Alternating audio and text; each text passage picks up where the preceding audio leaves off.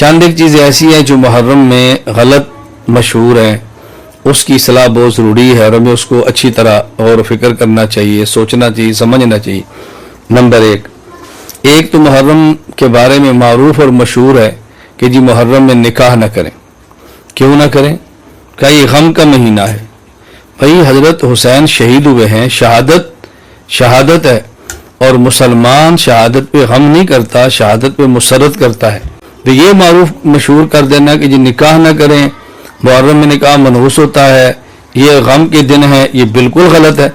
اور شہادت پہ رونا، شہادت پہ واویلا کرنا، شہادت پہ پیٹنا، یہ اسلام کی شان کے لائق نہیں ہے، یہ مسلمان کو زیب نہیں دیتا۔ باقی چند ایک باتیں محرم کے حوالے سے سمجھنا ضروری ہے۔ ایک بات تو یہ سمجھیں کہ محرم میں رسول اکرم صلی اللہ علیہ وسلم نے روزہ رکھنے کی تاکید فرمائی ہے۔ ایک حدیث تو ایسے ہے کہ جس میں محرم کے خاص دن کا ذکر نہیں ہے۔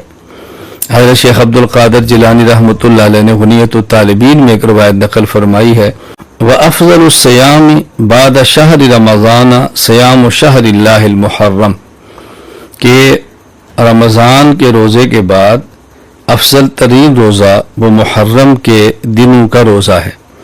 اور حضرت عبداللہ بن عباس رضی اللہ تعالیٰ عنہما فرماتے ہیں کہ رسول اکرم صلی اللہ علیہ وسلم نے ارشاد فرمایا، من صام یوم من المحرم فلہ بکل یوم 30 یوما۔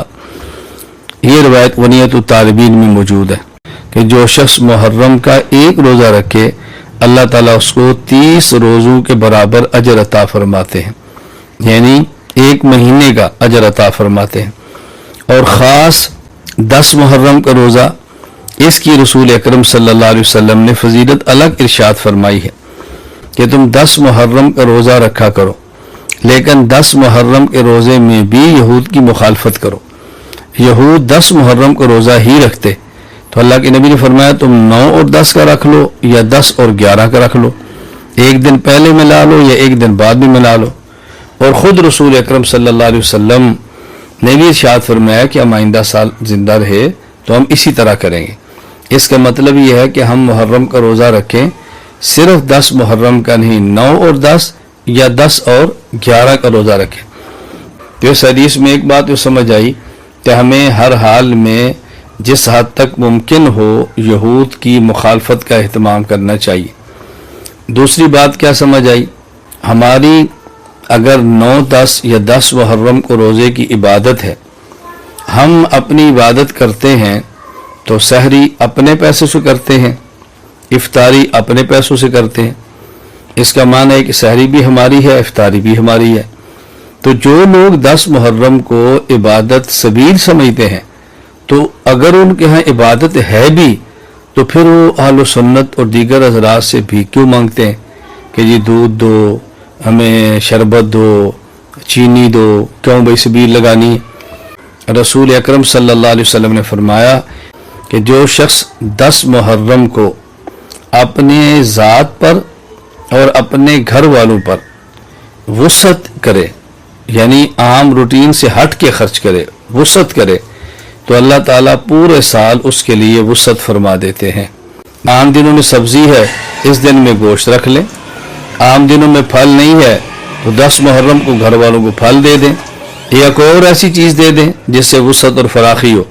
اس کا مطلب یہ ہے کہ محرم میں جو کرنے کے کام ہیں وہ بنیادی طور پر 2 ہیں۔ نمبر 1 9، 10 یا 10 محرم کا روزہ۔ نمبر 2 10 محرم کو اپنی ذات اور اپنے گھر والوں پر وسعت کرنا۔ نبی کریم صلی اللہ علیہ وسلم کی ہدایات محرم کے بارے میں موجود ہیں۔ سب سے پہلی بات تو یہ سمجھیں کہ محرم کا جو احترام ہے وہ کسی خاص اس امت میں واقعہ کی وجہ سے نہیں ہے۔ یہ بات میں اس لیے واضح کر رہا ہوں کہ عام طور پہ لوگ یہ سمجھتے ہیں کہ محرم کی عظمت حضرت حسین رضی اللہ تعالی عنہ کی شہادت کی وجہ سے، حالانکہ ایسا ہرگز نہیں ہے۔ کیوں؟ حضور اکرم صلی اللہ علیہ وسلم نے محرم کے مسائل یا اس میں روزہ اور اس کی بعض چیزیں ارشاد فرمائی ہیں وہ پہلے ہیں، اور حضرت حسین رضی اللہ تعالیٰ عنہ کا واقعہ شہادت اس کے بہت بعد پیش آیا ہے۔ اب دیکھو یہ قرآن کریم جو نازل ہوا ہے حضرت حسین کی شہادت سے کتنے سال پہلے نازل ہوا ہے، تو یہ کہنا کہ حضرت حسین کی وجہ سے محرم کا احترام ہے، یہ بات ٹھیک نہیں ہے۔ یہ بات الگ ہے کہ حضرت حسین رضی اللہ تعالیٰ عنہ ہمارے ایمان کی بنیادوں میں سے ایک بنیاد ہیں، رسول اکرم صلی اللہ علیہ وسلم کے صحابی ہیں، اہل بیت ہیں، نبی کریم صلی اللہ علیہ وسلم کے جگر کا ٹکڑا ہیں، جنت کے نوجوانوں کے سردار ہیں اور خوشبو ہیں، یہ ہمارے ایمان کا حصہ ہے۔